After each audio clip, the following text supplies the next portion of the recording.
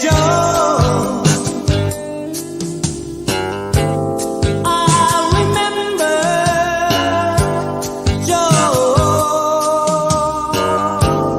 I remember. J'ai toujours des frissons de dingue lorsque j'écoute cette musique-là, ce que je considère peut-être même comme la plus grande œuvre de manga de tous les temps, Ashita no Joe, qui est un peu pour moi le plus grand shonen neketsu Gekiga qui n'a été jamais fait, par la puissance émotionnelle, par comment on appelle ça aussi, je dirais pas forcément le message, mais le côté vraiment coup de poing de ce manga. Parce que on peut croire que c'est un manga sur la boxe, on peut croire que c'est un manga qui quelque part un peu un discours politique, on peut croire que c'est un manga qui fait étalage de beaucoup de choses, mais au final c'est juste une œuvre qui se passe parfois de commentaires. Je me rappelle la première fois que je l'avais vu et tout, je l'avais vu, je crois qu'on était dans les années 90 à l'époque. Ça se passait à la chaîne justement d'Azula et Berda qu'on avait à l'époque, qui s'appelait Ami Cartoon. Et c'était la saison 2, si je me souviens bien, de Joe Yabuki. Je me rappelais déjà, comme j'étais pas très grand, j'étais petit et tout. Je me rappelais déjà à l'époque que ce qui me marquait, c'était le côté sombre et mélancolique qui se dégageait un peu de cette œuvre. C'était la première fois pour moi de regarder un dessin animé qui avait une telle puissance, sombre et tout.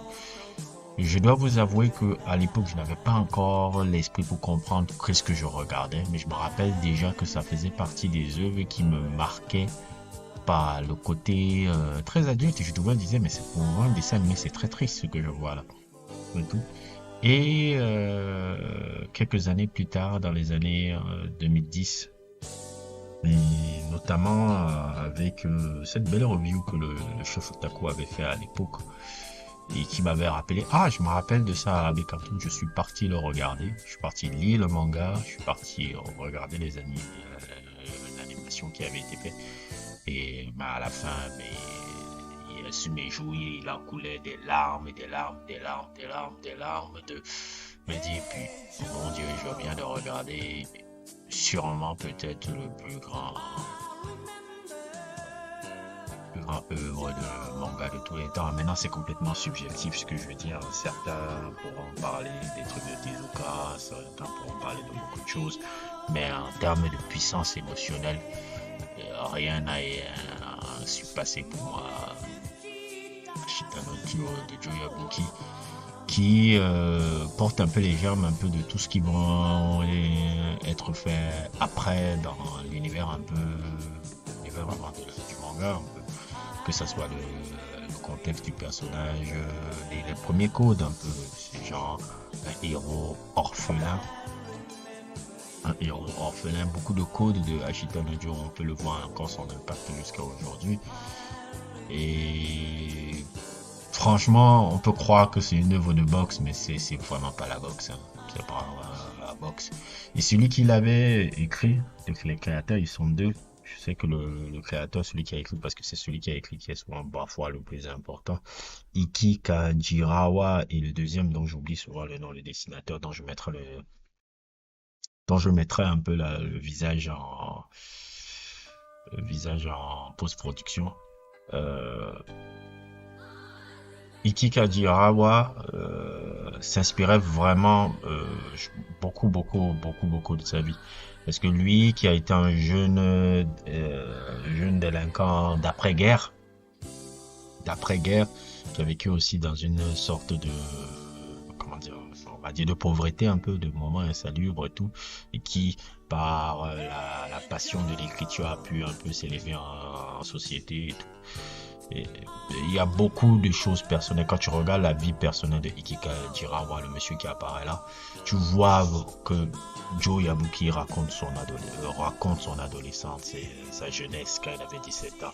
Et aussi le contexte, parfois qui est très politique d'après-guerre, de la jeunesse d'après-guerre un peu, qui se révolte un peu contre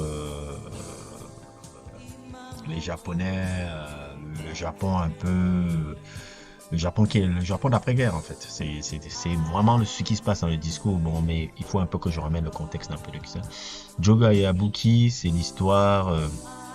Ashita no Joe, c'est l'histoire juste d'un orphelin, un délinquant qui grandit dans les bas-fonds un peu de Tokyo, je pense, je sais pas quelle ville c'est exactement, et qui fait la rencontre d'un personnage un peu très suivi de larcin, de vol, de trucs. C'est vraiment un délinquant quoi, un voyou de la pire espèce.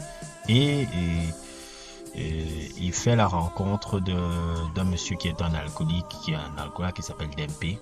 Cet alcoolique là va voir un jour comment il est très fort comment on appelle ça, en combat, puisqu'il a, je crois que si je me souviens bien, il avait secouru contre deux gars qui l'attaquaient et il voyait à quel point il avait un côté très bon bagarreur et tout, et il dit ah, je peux faire de ce mec là un champion du monde de boxe et tout. Et après senti une soi-disant amitié un peu où le personnage euh, décide d'être pris sous son aile par ce DMP qui va l'entraîner un peu sur la boxe. Et s'ensuit aussi une sorte de larcin où le personnage est vous dire au début, Joe Yabuki est un personnage détestable. Il y a une situation qui l'amène, parce qu'il continue ses vols et autres et tout, il y a une situation qui l'amène à repartir en prison, et en prison qui a un arc très long, un arc de prison là où Joe Yabuki est. Il fait la rencontre d'un autre gars aussi qui était en prison qui s'appelle Riki Ishii, qui est un peu le premier gars qui commence à admirer et qui lui donne l'envie de pouvoir vraiment faire la boxe, parce que Riki Ishii est un ancien boxeur qui avait été emprisonné aussi pour d'autres situations dont je me souviens plus exactement. Et de cette rivalité qui naît, s'ensuit un truc que Joe Yabuki commence à avoir un but dans sa vie, affronter Riki Ishii, devenir un boxeur, et etc., etc., etc., etc. C'est un peu comme ça qu'on pourrait résumer un peu globalement un peu l'histoire un peu de Joe Yabuki, mais c'est tellement plus que ça. Parce qu'à travers le personnage de Joe Yabuki, tu vois surtout dans l'histoire que Ikika Jirawa a voulu les écrire, l'histoire aussi d'une jeunesse en colère, d'une jeunesse désœuvrée. C'est la première fois qu'on faisait une œuvre un peu sur le Japon d'en bas. C'est très rare à l'époque qu'on faisait une œuvre de manga sur le Japon d'en bas, et cette œuvre-là le montre parfaitement, cette jeunesse qui a été délaissée après l'après-guerre, cette guerre qui n'avait pas voulu, cette guerre qui ne voulait pas, cette deuxième guerre, cette première ou deuxième guerre mondiale, je ne sais plus exactement. Parce que je pense que le Kikajirawa, il est né en 38. C'est vraiment euh, le discours qu'il en revient un peu dans cette œuvre-là, qui moi me prend par les tripes, hein. Ça me prend par les tripes quand je regarde ce truc-là, parce que c'est écrit vraiment par quelqu'un qui a vécu qui a plus ou moins vécu ce qu'on est en train de voir là. Maintenant, c'est vrai qu'il y a beaucoup de choses qui sont un peu extrapolées, mais quand j'ai bien lu un peu la biographie un peu de l'auteur de ça, je me suis dit, ah non, tu as raconté vraiment les éléments de ta jeunesse un peu par rapport à ça. Et qu'est-ce qui me fait encore faire encore ce sujet-là? Parce que je me rends compte que la boxe, en général, pour m'intéresser un peu à la boxe, même si c'est très tard maintenant que je me suis intéressé, ça a fait 5 ans, 6 ans que je m'intéresse un peu à la boxe de manière profonde. La boxe, c'est peut-être l'œuvre, le sport qui est le plus facile à transcrire, que ce soit dans une œuvre d'animation ou que ce soit au cinéma. On connaît des films comme Rocky, Raging Bull, etc., etc., etc. Et la liste est longue, un peu des grands films de boxe, des œuvres de boxe un peu aussi géniales, un peu comme Hajime no Ippo et maintenant Ashita no Joe. Et ce qui est bien dans la boxe en général, c'est que la boxe c'est un peu comme la vie. Le ring, Le ring, c'est la vie. On pense que souvent dans la vie, c'est celui qui donne le coup le plus fort, qui donne le coup le plus puissant, qui est le plus fort. Mais non, c'est celui qui encaisse le mieux, qui est le plus résistant, le plus intéressant un peu. Et c'est un peu ça la boxe. Les boxeurs qui sont souvent, c'est pas ceux qui ont le plus punch, c'est ceux qui ont la capacité d'encaisser les coups les plus forts. Et c'est comme ça dans la vie, que tu sois grand, que tu sois petit, que tu sois mince, que tu sois beau, laid, etc. Et autres, toute la vie sera toujours beaucoup plus forte que toi. Beaucoup plus forte que toi, et elle te donnera des coups beaucoup plus forts. Et c'est la capacité de résilience et de résistance qui montrera vraiment si tu peux supporter les coups là. Donc, et la boxe renvoie beaucoup à ça, et c'est pour ça que Ashita Nojo aussi, prendre le contexte de la boxe, prendre le contexte vraiment de ces éléments là, permet à ce que l'œuvre gagne vraiment en densité, parce que c'est dans la boxe que tu trouves que tu trouves les personnages les plus passionnants. Je pense à Julian Jackson, je pense à Mike Tyson qui a une histoire fascinante, je pense à Roberto Durant, je pense à Sugar Ray Robinson, Sugar Ray Leonard, etc. La liste est longue de champions avec des histoires, tous passionnantes, parfois tragiques, parfois fascinantes. Joe Frazier, Ali, Foreman, tout. Allez, les histoires des boxeurs, c'est vraiment des histoires à part. C'est vraiment à part. C'est pour ça que c'est des trucs qui parlent vraiment facilement là. Comme l'une des œuvres les plus importantes aussi du cinéma. Rocky parle à tout le monde, même si c'est pas une œuvre sur la boxe, hein. C'est pas vraiment une œuvre sur la boxe, c'est autre chose. La boxe est un prétexte. La boxe est un prétexte dans ce film-là. C'est exactement ça. Même dans Raging Bull, c'est pas une œuvre sur la boxe. La boxe est un prétexte. Et d'ailleurs, même pour cette longue, je vais toujours continuer dans cette longue parenthèse que j'ai fait. Dans Raging Bull, ce qui me plaît beaucoup dans Raging Bull, c'est le plan de début que Scorsese avait fait là. Je pense que c'est l'un des plus beaux plans de l'histoire du cinéma. Là, on voit le personnage de Jake LaMotta, le plan sur le ring, et on le voit un peu faire tout ce que vous voyez apparaître sur l'écran. Et il y a une symbolique un peu sur la vie qu'on va voir de Jake LaMotta, où le ring représente un peu sa vie, et la manière quand il s'est chauffé de combattre. On se rend compte que ces vrais démons, il ne combat pas quelqu'un, mais il combat ses démons, il combat lui-même et tout. Et cette scène-là fait écho un peu à la scène de la prison qu'on va voir après, un peu vers la fin, qui est très géniale et tout. C'était une incroyable scène de mise en scène. Et c'est pour ça que les œuvres de boxe sont puissantes. Et c'est pour ça que Ashita Nojo renvoie un peu à ces œuvres dont je vous ai cité un truc. C'est cité. La boxe est un prétexte pour raconter un contexte politique particulier, pour raconter tout ce que je vois dans le truc. Et la trajectoire aussi du personnage aussi elle est fascinante un peu dans le truc. Spoiler, il y a des moments, le truc culotté d'avoir fait que son personnage principal meurt, surtout de la manière tragique on l'a rendu iconique. C'est une œuvre qui a beaucoup d'impact, hein. Vous pouvez le voir encore jusqu'à aujourd'hui sur des œuvres actuelles là. Par exemple, quand on voit la mort de par exemple la fin de Joe Yabuki, il y a les mêmes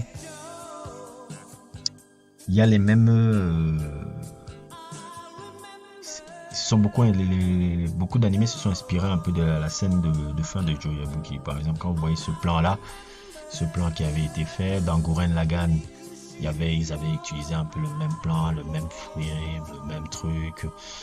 Meruem dans Hunter x Hunter, ça a été beaucoup repris un peu ce truc là, les cross counters que tu pouvais voir après là, les doubles crochets un peu que tu pouvais voir un peu dans les mangas et tout, le concept aussi de rivalité un peu que tu peux voir dans les mangas là, avec le personnage de Rikishi, le personnage de Joe Yabuki. Et encore la petite touche qui me plaît beaucoup, moi j'adore les films sur les œuvres sur les personnages tragiques, c'est-à-dire des personnages qui n'ont rien pour eux, qui courent vers, qui tiennent par rapport à un espoir qu'ils essayent d'atteindre. Et cet espoir-là, parfois peut-être ne le vient pas. Et le personnage de Joe Yabuki, c'est ça qui est un peu paradoxal et tout. C'est que toute sa vie, il s'est battu. Il s'est battu en dehors, il s'est battu sur le ring. Et que l'exploit, pour des jours meilleurs, pour des trucs qui est un peu le thème un peu du manga à tout, n'est jamais vraiment venu parce que son échappatoire à faire, c'était son échappatoire à la tragédie de sa vie. C'était le ring, et c'est ça qui est aussi paradoxal aussi, parce qu'on a créé un peu la manière dont Iki Kajirawa a écrit le personnage. Il a écrit de manière à ce que le personnage soit un peu maudit et par rapport aux adversaires qu'il a. Chaque adversaire qu'il affronte, il y a quelque chose qui arrive d'horrible à ces personnages-là. Soit une mort, soit un accident, soit une paralysie, soit quelque chose de très truc. Et c'est un peu à ça que le personnage est quelque chose de tragique, génial et tout. Moi, je ne sais pas quoi dire d'autre sur cette œuvre-là. Il y a beaucoup de sujets qui ont été faits que je vais vous mettre en description, qui ont bien développé un peu sur ce que était Ashita no Joe. Mais c'est une œuvre que je vous conseille fortement. Pour ceux qui sont passionnés de manga, je sais que le manga, l'animation japonaise, c'est devenu un peu le truc à la mode maintenant. Tout le monde dit ouais, je suis fan de manga. Tout le monde dit qu'ils sont fans de trucs. C'est un peu facile d'être fan de manga actuellement. Et j'aimerais vous dire que parmi les œuvres les plus importantes un peu de l'histoire un peu de ce domaine-là, Joe Yabuki est tellement important à regarder. Tellement important. Et ça me met encore en parallèle un peu le problème un peu que j'ai avec les mangas d'aujourd'hui et les animés d'aujourd'hui en général. C'est que quand tu regardes un peu le background des créateurs de l'époque, tu sentais encore des gens qui avaient une vie un peu particulière, intéressante déjà. C'est-à-dire c'est des gens qui n'étaient pas des mecs comme un peu les Ikikemori qui restent dans leur chambre, qui restent dans le petit cocon, n'essaient pas de découvrir le monde et la vie ou quelque chose comme ça. Et tout, tu vois l'histoire de, comment il s'appelle là, Iki Kajirawa, comment c'est un ancien délinquant, nanani qui a réussi le truc. Tu vois l'histoire de Buronson, le créateur de Kotonoken, qui, je pense, c'était un ancien militaire, si je me souviens bien un peu ce que j'avais vu. Buchi Terazawa, un incroyable passionné de voyage, de trucs, le créateur de Cobra, j'ai envie de dire. Et quand tu vois aussi Osamu Tezuka, qui à la base devait être médecin avant de devenir mangaka. Donc il y a des profils un peu de personnalités un peu beaucoup riches qui vivaient en dehors avant de tout truc. Les créateurs de manga aujourd'hui sont pas comme ça. C'est tous des gars qui restent dans leur maison, qui n'ont aucun rapport et tout. C'est pour ça qu'ils te font souvent... comment s'appelle ce style de manga là? Je sais plus comment on appelle ça. Les trucs où c'est toujours des gars qui vont dans un univers parallèle où ils arrivent à vivre une vie bizarre. J'ai oublié un peu le style du genre manga là.